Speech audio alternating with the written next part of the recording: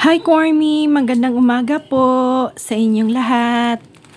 Mayroon tayong parcel na karating kahapon. Hindi po natin na-unbox Cormy kasi wala pong oras. Sobrang busy ako mag-general cleaning sa bahay habang bakasyon pa, no?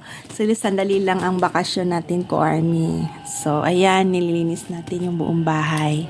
Okay, so habang naglilinis ako, may parcel na dumating galing ng JTNT. Ito ay galing sa Jigs Shop or JGS Shop.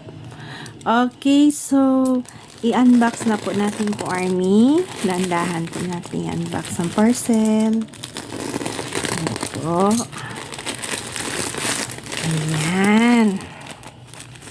So nakikita ko na ang laman. May bagong caution tayo na Koya. So ito yung parcel na inaantay ko sa JGS Shop. Wow, ganyan. Wow, ang dami. Ito po yung laman. Ayan po. So, buksan po natin dito. Ayan. Buksan natin yung parcel.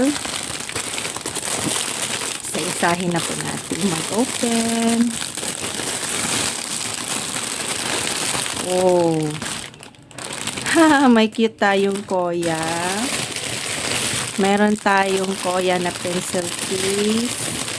May Koya na umbrella. At eto, ang dami. Koya. JK. Okay. So, ito ko, Army. Separate unboxing ko na lang to ko, Army, ha? Para makita natin yung buong loob nito. Okay, separate natin kapag umbrella. Okay, so unahin muna natin yung Koya. 650 lang itong kuha nila. Caution. Parang mini cautions ata to po. Nakita ko to nung nag-live si seller. Ang cute kasi. Nagustuhan ko. Ayan po. May malaki po kung Koya. May maliit naman tayong Koya na mini cautions. So, official po ko, Army. Ayan po. Ayan, may BT21. So, official po yan lahat. No? So, ang cute po, ang liliit. Tingnan nyo po ko, Army. Ganyan po siya. Ganyan. Diba? Ang cute. Maganda siya ilagay somewhere. No? So, kinuha ko kasi napaka-cute talaga ng cautions na ito. So, ayan. Meron tayong Koya na mini caution. Ayan. Ganito kaliit. Official po ito. Next. Ito yung pinaka hihintay ko na item. Ito yung Koya na pencil case or Koya pouch.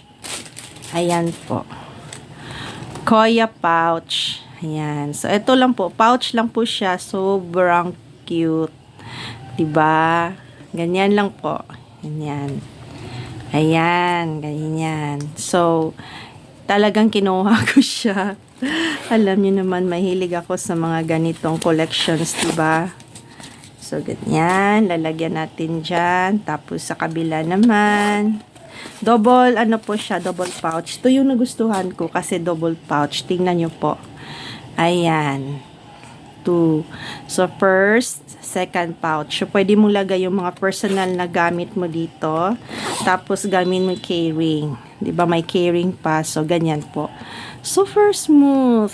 So, nagustuhan ko po ng ganito na pouch. So, ito po yung Koya mini pouch. Diba? So, mayroon ng dalawa. Next is, mayroon tayong BTS na tawag nito, name. Para hindi naman po siya name tag. Parang charm, bag charm. Yes, tinatawag itong bag charm. Unofficial lang po ito ko, Army, pero sobrang ganda. Kasi, pangalan po ito ni Kim Namjoon. Ayan po, bag charm, pangalan ni Kim Namjoon. Naka ano po ito, naka parang saan tawag nito? Yung naka-braided siya, no? So, yan, ganda po. Lagay sa bag. So, bag charm, Koya. You know? Next is, mayroon akong kinuha na memo pad. So, ganda po. So, may coming pa akong memo pad na kinuha. Dumating na. So, babayaran ko na lang yun. No, yung memo pad. So, ayan po. Ganda. Gamit po yung memo pad. Ayan po. Unofficial po ito ko, Army. Pero napakaganda at saka napakalaki. Sulatan mo. Diba? Ang ganda. BTS. So, sa Korea ko to binili. No? Korea. So, yan. So, lagay natin dito. Another memo pad is si Suga. Kasi nagustuhan ko yung wala silang RM, sayang, naghanap ako ng RM, hindi raw gumawa. So sana gumawa naman sila ng RM kasi may mga bias naman naghahanap kay RM. So lahat po ito ay si Suga. So mga letters or any announcement, pwede mong ilagay dito. Ang ganda. Tapos ang kapal. Tingnan nyo po, sobrang kapal. So, ganda po ng kanilang memo pad. Kahit na unofficial po siya ko Army, napakaganda po ng quality at saka yung pag-print at saka ang papel. Parang official na rin po. Mura lang to, nabenta lang ata ko to ng 100 pesos each. Ayan. Okay, so yan. Tapos, mayroon tayong JK picture. No, JK picture. So, buksan natin. JK picture. Ayan. So, pogi naman ito. JK. Ganda. Next. Ayan. JK. Ayan. Another picture ni JK. Unofficial po ito ko Army, pero maganda yung pagkakuha ng kanyang pictures ni JK. Then, ito. So, puro po ito lahat JK. So, wala akong nakitang RM dito. So, ayan po. Tingnan nyo. Di ba ang gwapo, no, ni JK? Galing. Then, meron tayong another photos ni JK Purple. No? So, ito, buksan natin. Picture.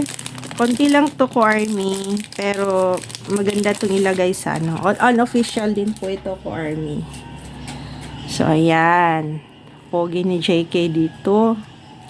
Di ba pa? Ang pogi niya dito. Sandali. Set aside natin yung payong. Ayan. Ang gwapo ni JK dito, oh. Di ba ang pogi? Tapos yung likod, gala. Ganda po mag-print yung po ko Army. Wow, may sticker. Ayan, ang gwapo, di ba? Sticker ni JK. Naka-cookie. Ayan, ang pogi. Ayan po, yung dalawang picture ni JK. Unofficial po ko Army po, ang ganda. Marami po sila doong mga pictures. Pili ka lang kung sino yung mga bias mo. Marami. Ito naman po si RM. Ayan. So, thankful ako kasi finally may RM. Okay. So, masaya ako. Kaya lang wala silang memo pad na RM. Sana may memo pad sila na RM, di ba? Ayan si RM. Ang pogi. Tingnan nyo po, oh. Ang pogi. Photomatic. Ganda pagkakuha. Ganda ng papel. And then, sunflower. Ay, ang gwapo niya dito ni RM. Tingnan niyo, ang gwapo, di ba? Wow, hawak pa siyang sunflower. And ito rin ang panghuli, si RM. Diba, ang pogi-pogi. Ayan. So, ayun ko, Army. Yan po lahat ng namain ko mga items. Mayroon po tayong mga unofficial picture ni JK at saka ni RM. Mayroon tayong flashy na Koya, tsaka pencil case flashy na Koya. Tapos, may nabili akong bagong memo pad. Tapos, may bag charm and picture ni JK. Alright, so yan po lahat ang namain ko Army for today. Ito po yung mga laman ng parcel na dumating po kahapon. Okay, so see you again ko Army for another unboxing. Please like and subscribe po my channel. Thank you po sa lahat ng subscribe. See you again for another unboxing ko Army. Barahe.